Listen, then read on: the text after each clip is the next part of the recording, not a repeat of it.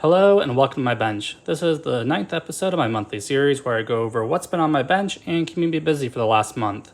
I actually missed last month's episode, so in this episode I'll go over not only what I made the month before, but also what I made this month. So 2 months ago I was pretty busy and all I got to do was make these test swatches for patina. This is a Japanese patina called Rokusho, and it really only applies to Japanese alloys, traditionally on their subas for their katanas. The suba is the guard on the katana. But on copper, when it starts out, it'll end up with this brown color here. And that's typically brown to kind of a terracotta color. That's usually the patina you're going to see out of copper with that solution. However, apparently out at the 8 to 10 is what people say, but I went out to 12. Out here, it starts turning a nice red color. So I decided I wanted to see that because if I can make a very nice red color with copper and a patina, I would like to mess around with that. Maybe, make a handle out of it or something. So I have 13 swatches here. I pulled one out at 30 minutes. That's the 30. Then I have at hour 1, hour 2, hour 3, and so forth on to hour 12. So when you get out to hour 12 here, you can see a little bit of that red, especially down in there. It's really hard to pick it up on the camera. I did not clean these well. This is a patina that is really sensitive to the cleanliness of the steel, or not the steel, the copper in this case. So my initial polish was just with the Scotch-Brite wheel, and I can see right in there is a brown section, and then it's more red there, and it's streaky, that brown, and that's the direction I had the piece up against the Scotch-Brite wheel. So it was, rotating like that. Thought I polished it up, and then I did go in there with some powdered silicon carbide abrasives to do the final bit of polish, but I don't think I cleaned it up well enough. So got a little bit of that red in there, but kind of splotchy. However, I like this a lot. With my eye, I can see the potential. So one day, I'm trying to figure out where I want to use this, but one day I'm going to be doing a patina with copper, make it that nice red color. I think it's going to look beautiful. This is what's been keeping me busy this month. This is the handpiece for a pneumatic engraver that I'm making. Right now when I do all my engravings, I use a hammer and a chisel.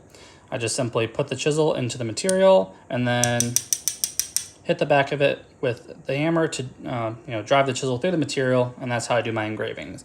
Many different chisels, each have their own unique use, and a few different hammer sizes as well. However, I struggle a lot with doing the lines. So any kind of scroll work engraving, anything you see traditionally on like an old shotgun, like an engraved shotgun, I have trouble doing that. So I decided to make this pneumatic engraver. This is Rick Alexander's design, or at least 90-95% of it is his design. I modified it a little bit, but what my thought is that this is going to take a lot of the variability out of the hammer and chisel and make it a very just, kind of plug and play design that I can learn, and there's not a lot of variables with it.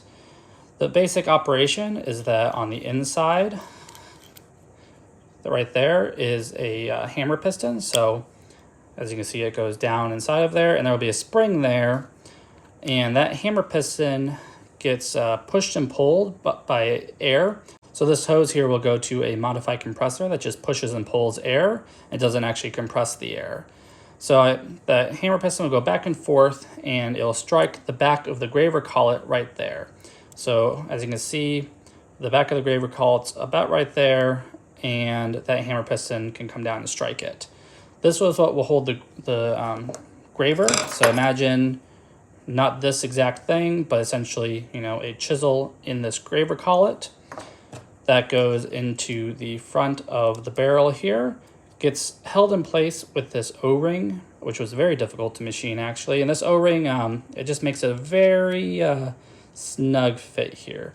So that way, the collet can't actually come out. It locates on that little locating nub, which I'm very happy with. This fit up is nearly perfect. And then the spring rate is adjusted by turning this entire sleeve and handle assembly back here. The major change I had from Rick's design to mine is, first of all, he bought collets off the shelf. I decided to make my own.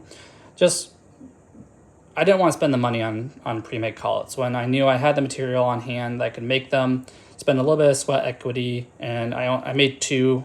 I'm only going to need one at a time, so I figured it'd be a good investment just to make my own, also just fun to do.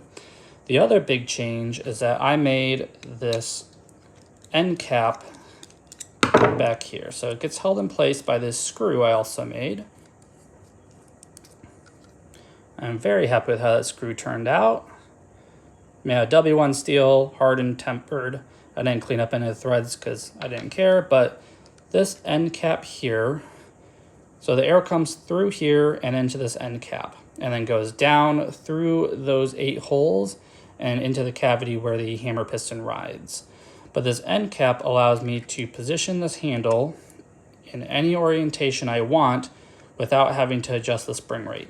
In Rick's original design, he had to basically get the spring rate close and then just turn the handle, adjusting the spring rate in the meantime until that hose is out of the way, because you kind of hold it like this in your hand.